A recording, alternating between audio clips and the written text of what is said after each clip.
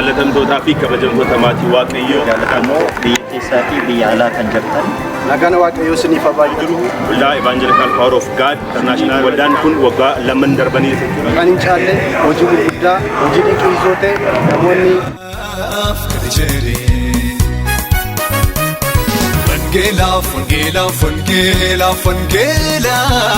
gadi jedhee wangeelaaf gadi jedhee.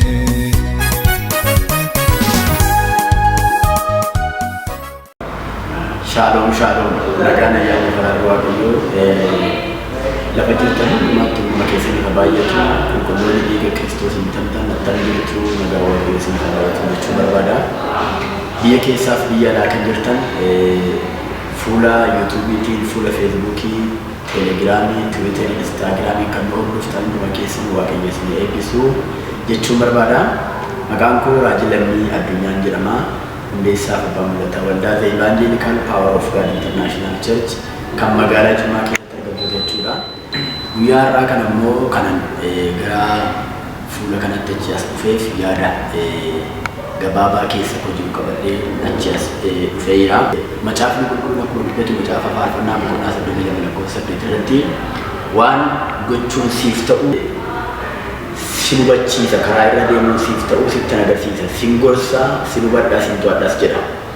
Waaqayyo karaa nutti argisiisee, Waaqayyo mul'ata nuu kennee, Waaqayyo waan gochuun nuuf qabnu nutti argisiisee waggaa 3 keessatti waldaan keenya magaalaa Jimmaa keessatti hundaa'ee hojii guddaadha kan Waaqayyo nu gargaaree hojjechaa jirru. Kanaafuu yaada gabaabaa an qabadhee achi as dhufe namoonni baay'ee ardii torban irraayyuu biyya Arabaarraa, biyya Ameerikaarraa, Awurooppaarraa, Saawuz Afrikaa kanarraa, Eeshiyaa kana keessa iddoo adda addaarraa bilbilaan quunnamtanii isinii kadhachaa tureera. Waaqayyo immoo dinqii adda addaa godhaa tureera. Zuumiidhaan illee karaa adda addaa face to face walii wajjin kadhachaa tureera. Namoonni biyya alaa jirtan Itoophiyaa keessa kan jirtan immoo qaamaan dhuftanii sagantaa hojii guddaa Waaqayyo lafa keenya irratti hojjetu dhuftanii hirmaachaa turtaniittu. Waaqayyo waggaa 3 kana keessatti dinqii gurguddaadha kan inni lafa keenya irratti hojjechaa ture. Dhibee adda addaa kaanserii irraa, HIV irraa baatamanii dhufanii deemanii galaniiru. Ambulaansiidhaan dhufanii kanaan booddee carraan fayyuu isaa hin jiru. Kan ogeessitti jedha Waaqayyo immoo fayyisee namoota baay'ee jireenyatti deebisee amma jireenya isaanii jiraachaa jiru. Dhufanii immoo dhuga beela isaanii nuu kennanii fuula yuutuubii keenya irratti gadhiifnee hordofaa jirtu. Egaa inni kun hojii namaa miti, hojii Waaqayyooti. Yoomiyyuu fayyisuun hojii Waaqayyooti, nu hin dhaabanne jechuudha. Waggaa 3 kana keessatti magaalaa Jimmaa jechuun namoonni baay'een isiniif biyya chaalenjii hafuuraa qabudha. Biyya hojii hafuuraa hojjechuuf keessatti xinnoo ishee chaalenjii qabudha hafuuraan. Sababni isaa maaliif biyya kiristaanonni keessatti bal'atan yoo ta'u waan ta'uudhaa baateef jechuudha. Kanaaf waggaa 3 fixaa irra ga'a almost amma waldaa keenya keessatti waggaa 3 fixaa kana keessatti namoonni baay'een baay'ina namaarraa kan ka'e manni keessa hanqatee bakki aduu keessa dhaabbachaa yeroo aduu miidhamaa yeroo dhiyuu gara galgalaan boqorraan miidhama akka kanattiin kan namoonni uummanni hirmaachaa jiran iddoo adda addaarra dhufanii jechuudha. Waaqayyo nu gargaaree lubbuu haaraa baay'een gara gooftaatti dhufanii mootummaa Waaqayyootti dabalamanii baay'een isaanii cuuphamanii duukaa buutuu Kiristoosiin ta'aniiru. Baay'een isaanii immoo biyya biraarraa kan dhufan iddoo dhufanitti deebi'anii barumsa duukaa buutuu fudhatanii biyya dhufanitti waldaatti qabamanii jiru jechuudha. Kun hojii Waaqayyooti. Egaa guyyaa har'aa kan immoo kanan gara keessan dhufeef maayinni waggaa 3 turte keessatti waldaan keenya namoonni baay'een akkuma beektan mana kiraayii keessattidha. Amma immoo mana kiraayii kana keessaa ba'uudhaaf lafa kan mataa keenyaa bitannee baanannee lafa bitannullee arganneerra jechuudha. Iddoo namoota hospitaalaa ba'anii kadhachiifachuuf dhufan aanaarraa, godina biraarraa, biyya biraarraa keessummoonni lafa isaan dhufanii keessa gaggalee isaan wallaalchan iddoo gaariidha, lafa bal'aa kaaree meetirii 700 arganneerra jechuudha. Lafa kana bitachuudhaaf egaa guyyaa har'aa kanan isin ibsu maayinni humna uummata nuyi qabnuu fi humni lafti sun nuun jedhan wal madaalaan jechuudha. Lafa qarshii miliyoona 3dha kan nuun jedhanii qarshii miliyoona 3 immoo lafa kana binnee kaanee gimbaataa ijaarsa jalqabnaa jirratti jechuudha. Kanaaf macaafni qulqulluun macaafa Qorontoos 2:9 jedha. Namni harka isaa utuu hin guutiin facaasu harka utuu hin guutiin hin galfata. Namni harka guutee facaasu immoo harka guutee hin galfata. Kennuun fudhachuudha. Namoota baay'ee yuutuubii keenya nu hordofaa jirtu hidhaa gurguddaa Waaqayyo hiikaa jira, hojii gurguddaa Waaqayyo hojjechaa jira. Kanaaf Itoophiyaa keessas kan jirtan, biyya alaas biyya ambaa kan jirtan, fuula yuutuubii kanaan, fuula instaagiraamii, teelegiraamii kanaan, feesbuukiin kan hordoftan adaraa tokko isinitti kennuudhaafani. Hojii waaqayyoo akka isin wajjin hojjettan, sanyii facaaftanii miilla wangeelaa akka isin taatan. Biyya kana keessatti wangeelli mootummaa waaqayyoo bal'atee lubbuu haaraan gara gooftaatti dhufaa jira. Hojii aangoo gurguddaa waaqayyoo hojjechaa jira.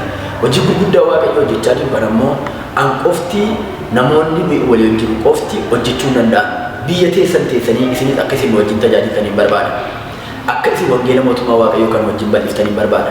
Isuma dhugaa dubbachuudhaaf namoonni Itoophiyaa keessa baatanii biyya alaa biyya adda addaa jirtan waa'ee biyya kanaa hin beektu. Itoophiyaa keessa biyya kana keessatti wal'aansoo qabne hojii waaqayyoo hojjechaa jira. Wangeela mootummaa waaqayyoo bal'isaa jira. Kun hojii aangoo waaqayyooti. Waaqayyoon nu gargaare. Kanaafiyyuu isin yeroo ammaa kanarratti akka isin bukkee dhaabbattanii waan dandeessaniin haa xinnaatu haa guddatu. Loomii 50 nama tokkoof baay'ee ba'aadha. Nama 50maaf yeroo baay'ee urgaadha. Deeggarsa isin deeggartan haa xinnaatu iyyuuti yoo walitti dhufee miliyoona 3 ta'ee lafa kana biteetuyyuu mana kiraayii keessaa nu baasa. Hojii waaqayyoo irratti hojjenna. Lubbuun dhufee irratti fayya. Hidhaan dhufee irratti hiikama. Isiniin jechuu barbaada.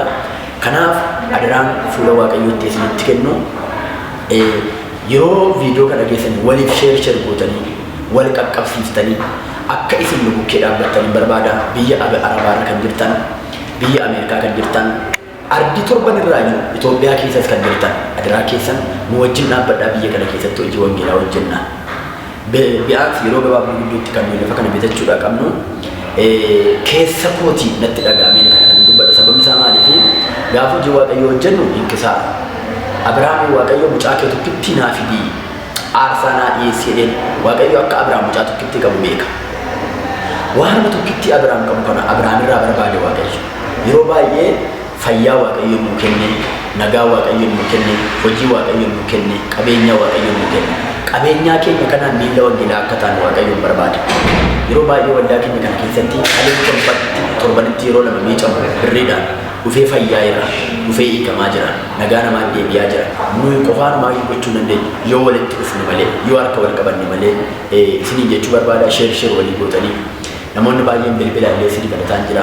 Qaamaanis immoo yuutuub irra bilbilli kiyya waan jiruuf yuutuub irra bilbila koo fudhattanii bilbilaanis kadhachuu dandeenya jechuudha. Waaqayyo gooftaan isin eebbisu. Baay'ee namoonni iddoo adda addaa keessanii viidiyoo kana argaa kan jirtan gaafa isin mana waaqayyoo kana ijaaruudhaaf magaalaa Jimmaa keessatti mana waaqayyoo ijaaruudhaaf yoom kana kenna waaqayyo na eebbisa, yoom kana godhe waaqayyo immoo kana naa godha, mana waaqayyoon ijaara waaqayyo immoo jireenya koo ijaara jettanii waan isin amantiidhaan hidhattan lafa eebbi namaa hin argamne waaqayyo eebba isinitti mul'isa. Waaqayyo Abrahaamiin mucaa kee naa kenne jedheen. Abrahaam garaa guutuudhaan gaara Mooriyaa irratti mucaa isaa qaluudhaaf aarsaa dhiyeesse. Lafa itti hoolaan hin argamne waaqayyo immoo hoolaa qopheesse. Ta'a lama hoolaan caakkaan jiraatu kan caakkaa jiraatu bineensa. Gaafa murtoo guutuun garaa isaa guutuun yaada isaa guutuun gaafa Abrahaam immoo waaqayyoof ka'ee aarsaa dhiyeessu lafa hoolaan hin argamne, lafa wanti gaarii hin argamne waan gaarii kenneef waaqayyo. Isa dhugaan isinitti himu. Daqiiqaa viidiyoo kana argitanii kaaftanii mana waaqayyo ijaaruudhaaf waan waaqayyo isinii kenne gaafa isin hiixattan eebba harka namaatiin hin safaramne, eebba lakkoofsa hin qabne, eebba daangaa hin qabne, nagaa guutuu, boqonnaa guutuu, milkaa'ina guutuu akka waaqayyo isinii kennu, balbaloota hojii akka waaqayyo isinii banu, akka isin harka namaa hin laalle, harka namaarraa akka isin hin nyaanne, namni harka keessan irraa akka nyaatu, akka isin hin liqeeffanne, namni harka keessan irraa akka hin liqeeffatu, hospitaalatti maallaqi keessan akka nuuni, nagaan mana keessan akka jiraattan isiniifan kadhadha. Namni mana waaqayyoo ijaaree jireenya isaa gadi bu'ee hin jiru. Carraadha mana waaqayyoo ijaaruun. Abboonni keenya baay'een mana waaqayyoo ijaaruu miti ofuu aarsaa godhaniiru. Ofiiyyuu miidhamaniiru, ofiiyyuu du'aniiru.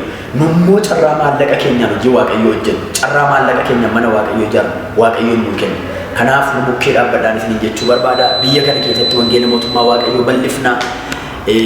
Isiniin jechuun barbaada. Battala viidiyoo kana dhageessan irraa kaasee adaraa keessan quuqamni mana waaqayyoo kan isinitti dhaga'amu sheer walii gootanii adaraa keessan namoonni keessanitti quuqama qabdan nu bukkee dhaabbadhaan isiniin jechuu barbaada. Manni amantaa kun magaalaa kana keessatti baay'ee bal'aa miti. Itoophiyaa keessa magaalaa Jimmaa beektu baay'een keessatti baay'ee bal'aa miti. Chaalenjiin jira, chaalenjiin hafuuraa. Namoonni amantaa kana hordofan illee baay'ee miti. Kanaaf adaraa nu bukkee dhaabbadhaati. biyya akkasii keessatti lubbuu haaraan immoo gaafa gara gooftaatti dhufu lubbuun akka fayyu waaqayyo barbaada. Kun immoo waaqayyo gochaa jira, ijaan argaa jirra waan ta'eef nu cina dhaabbadhaa. Amma sa'aatii ammaa kanatti lafa qarshii miliyoona 3 arganne kana yeroo gabaabaa gidduutti bitannee qabeenya uummata kanaa goone, qabeenya waldaa kanaa goone biratti immoo ijaarsa jalqabuu qabna. Kun immoo humna amantoota waldaa keenya, humna miseensota waldaa keenyaatiin hin danda'amu. Nu deeggaraa nu bukkee dhaabbadhaa irraa keessan yoo har'a waan gaarii hojjenne boru immoo waaqayyo waan gaariidhaan nu eega. Isa dhugaati.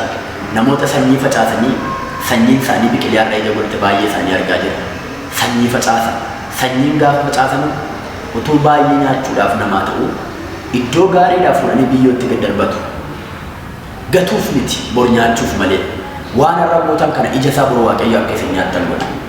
Kanaaf hiixadhaa eebbifamaan isin jechuu barbaada. Lafa jirtanitti maqaa Yesuus Kiristoosiin sagalee isaan dubbatee dacheef samii kana uumeen kennuudhaaf namoonni mana waaqayyo bukkee dhaabbattan harki keessan, kiisiin keessan, jireenyi keessan dachaan haa eebbifamu. Kennaa malee maqaa gooftaan hin fudhatinaa. Liqeessaa malee maqaa gooftaan hin liqeeffatinaa. Harka namaa hin ilaalinaa. Eebba gurguddaan isinitti banamu kaaba kibba bahaa lixaa. Lafa isin waan gaarii hin eenne waaqayyo waan gaariin akka harka keessan godha godhu.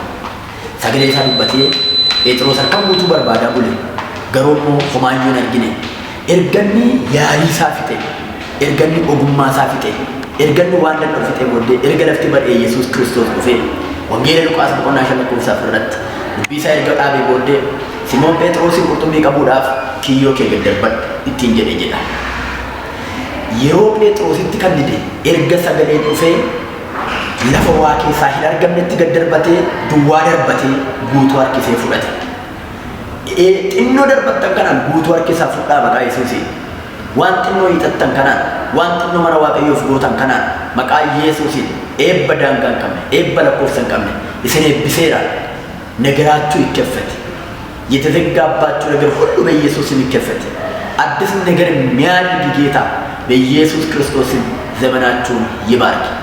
ዱገበይን ሳፍጣበት ነነመና ወርድከና ከነከንተን ዶላር በተቆጠው ዶላር ኩመለማተው ዋን መደንሰ ዋቀዮ ገራ አርሳ ከሰኒ ስለፈ እስኒ ኢላል ገራ አሪ ከሰኒ ቤት ዋቀዮ ከን አቤል ኢላል መለሳ ከን ቃይል ኢላል sababni isaa aarsaan qaa'ee aarii guutuudha. Kan abeel garuu fuula waaqayyo irratti aarsaa guutuu garraamummaaf gammachuu dhiyeesse. Kanaafiyyuu waaqayyo gooftaan isin eebbisu yeroo akkaawuntii irra gashitan akkaawuntiin viidiyoo kana jala hin socho'a. Akkaawuntii kana achirraa qabatanii Biraam baankii, Nigdi baankii asirratti galchuu dandeessu.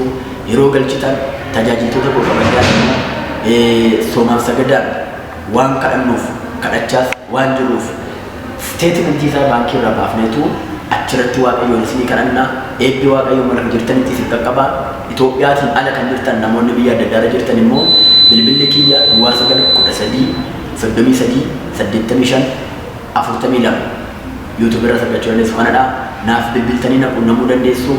Bilbilaan isinii kadhachuun danda'a. Yeroo mana argadhetti kanarraan kan hafe hafuuraan yeroo dhumaa isinii kadhachuun isin faana jira. waaqayyo gooftaan isin eebbisu eebbifamaa ulfaadhaa ayyaanni waaqayyo isin duukaa ta'u eebbaaf ta'a bareef jireenya keessan haa eebbifamu. Wangeela gadi jedhee Wangeelaaf gadi jedhee